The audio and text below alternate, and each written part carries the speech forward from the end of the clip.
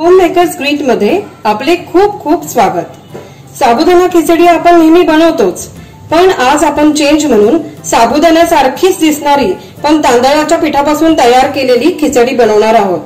चला तर मग बनवूया तांदळाची साबुदाण्यासारखी खिचडी।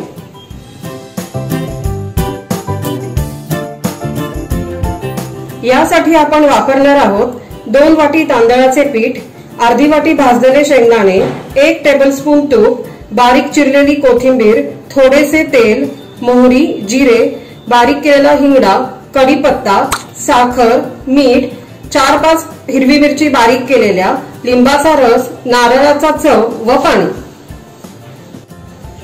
एका मोठ्या बाउल मध्ये तांदळाचे पीठ घेऊ। हे पीठ मी आधीच चाळून घेतलेले आहे। यामध्ये चवीपुरते मीठ व आवश्यकतेप्रमाणे पाणी घालून घट्ट पीठ मळून घेऊ।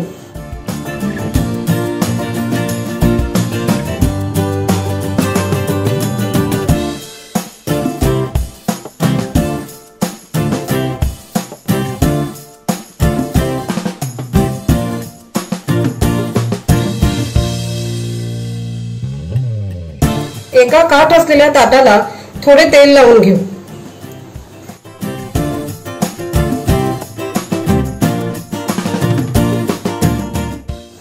आता शेवेचा साचा वापरून तयार पिठाची शेव पाडून घेऊ।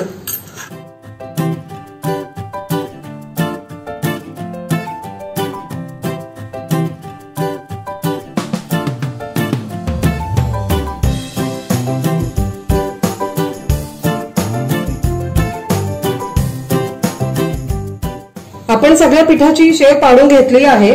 ती साधारणतः आपण 10 मिनिटे वाफवून घेऊ।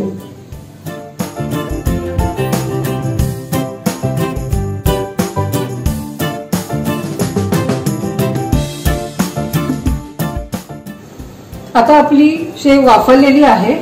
शेव वाफवल्यावर त्याचा रंग बदलतो, थोडासा ट्रान्सपरंट होतो। आता ही शेव आपण थंड करून घेणार आहोत। आता आपली शेव गार झाली आहे, ती हाताने थोडीशी मोकळी करून घेऊ।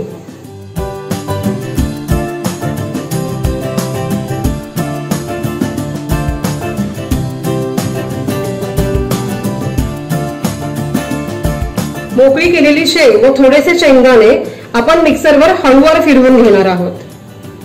ही प्रोसेस करताना शेंगदाणे व शेव थोडे थोडेच घालावे, अन्यथा गोळा तयार होतो।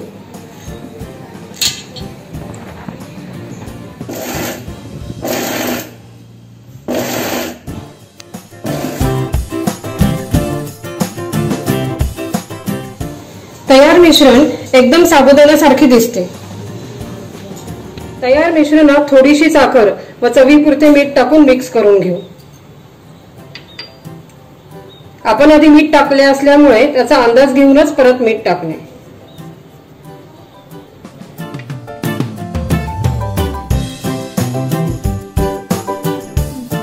पॅन मध्ये तूप गरम करून त्यात मोहरी, जिरे, बारीक केलेला हिंगडा, कढीपत्ता व बारीक केलेली मिरची घालून त्यात तयार मिश्रण घालून खिचडी चांगली परतून घेऊ।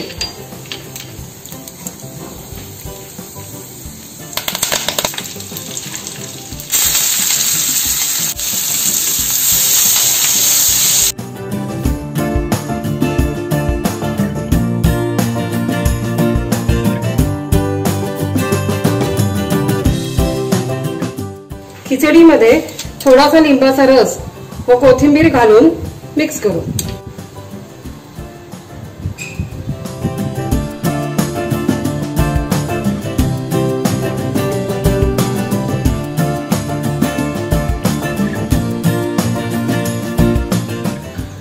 तयार आहे आपली गरमागरम तांदळाची साबुदाण्यासारखी खिचडी। सर्व करताना वरून थोडासा नारळाचा चव व कोथिंबीर घालून गरमागरम सर्व करावी।